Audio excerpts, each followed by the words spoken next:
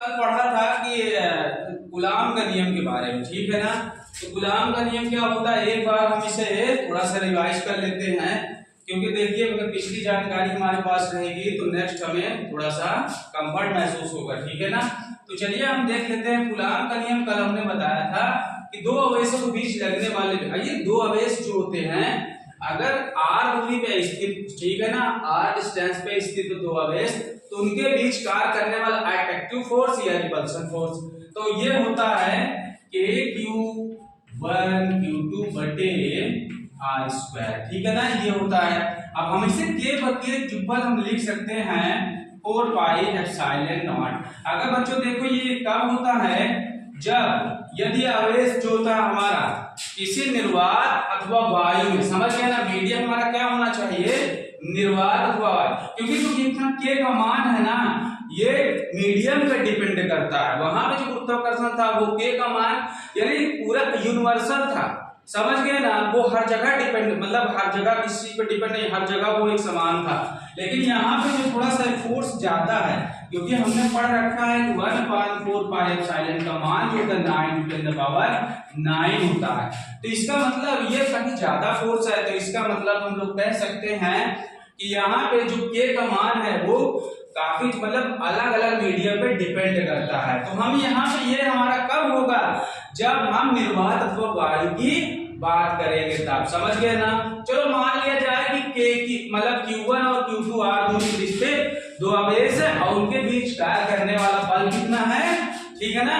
तो समझ लें कि ये वैक्यूम या एयर में है, तो मैं इसे लिख लेता हूँ थोड़ा सा पहचान के लिए AIR, एयर लिख लेता हूँ कि मान लेते हैं कि इसका जो मीडियम है इस समय एयर में है, ठीक है ना। तो इतनी बात लिखनी, इतनी बात समझ में आई, ठीक है ना, ये तब होगा। अब चलो मान लेता हूँ कि दो अवयव स्थित है, वो किसी और मीडियम में स्थित है, r दूरी पर दो अवयव किसी और मीडियम में स्थित हैं, तो मैं उसको मान लूंगा उनके बीच कार्य करने वाला अट्रैक्टिव या रिपल्सन फोर्स जो होगा वो बच्चे किसमें होगा, तो मैं मीडियम मान लेता हूं, तो मीडियम को मैं m से रिप्रेजेंट करता हूं, समझ गए ना। तो देखो m लिखा है, बिल्कुल सही बात है। तो यहां से 4 पाई एप्सिलॉन नॉट, तो एप्सिलॉन नॉट कब होगा बच्चे, जब निर्वात वो वायु की बात होगी तब एप्सिलॉन नॉट होगा, इसकी पहचान है। और मैं यहाँ मीडियम की बात कर रहा हूं तो EM मैं लिख सकता हूं, ठीक है ना, क्या मैं EM लिख सकता हूँ, EF फॉर मीडियम, तो मीडियम की बात हो रही है ना अभी। तो यहाँ पे ये सेम अवेश है, अवेश तो भाई वही रहेगा लेकिन मीडियम चेंज हो रहा है बस जस्ट, ठीक है ना। तो समझ में आई बात। तो कहने का मतलब ये इक्वेशन नंबर 1, इक्वेशन नंबर 2। अब आगे हम सॉल्व करेंगे इस चीज को फ्रॉम इक्वेशन 1 एंड 2, ठीक है ना, फ्रॉम इक्वेशन 1 एंड 2 से। अगर देखा जाए बच्चे, देख लो तुम लोग कि अगर इसमें देखा जाए तो एक बात हमें कॉमन नजर आती है। क्या कॉमन नजर आता है, देखिए ये चीज अलग है दोनों में, समझ है ना, और देखो सेम टू सेम मिल रही है, थोड़ा सा ये वाला डिफरेंट है और ये वाला डिफरेंट है। तो मैं कह सकता हूं कि अगर मैं इन दोनों को क्या करूं कि एक दूसरे को मतलब बटे में कर दूं तो सब तो कट जाएंगे ना, सब एक दूसरे से कट जाएंगे, तो बचेगा क्या, मैं वही लिखने जा रहा हूं। तो भाई साहब AIR ये एयर में फोर्स है और ये किसी मीडियम में है, तो यहाँ क्या बचता है वो चीज लिखिए आप। अब देखिए जरा ध्यान से देखिए, अगर मैं इसकी बटा इसको करता हूँ, समझ गए ना, ये क्वेश्चन इसकी बटा इसका करता हूँ, तो सबसे नीचे वाला जो है वो कहाँ जाएगा, सबसे ऊपर जाएगा, और ये वाला नीचे आएगा, ऊपर वाला नीचे हो जाएगा। तो मैं कह सकता हूँ कि EM बटे E0। तो क्या ऐसे बोला जा सकता है कि ऐसे ये हो सकता है, ठीक है ना। तो हमें क्या मिला, एक रिलेशन मिला, समझ गए ना।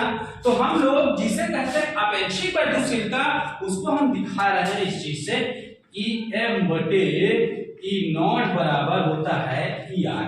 तो भाई साहब ER क्या है, अपेक्षिक गतिशीलता है, समझ गए ना बात को। तो ER को हम क्या कहेंगे, अपेक्षिक वैद्युशीलता, यानी हम कह सकते हैं कि किसी माध्यम में वैद्युशीलता, किसी माध्यम में और निर्वात अथवा वायु में जो वैद्युशीलता, उनके अनुपात को हम लोग क्या कहते हैं, अपेक्षिक वैद्युशीलता कहते हैं, परावैद्युतांक कहते हैं, समझ गए ना बात को।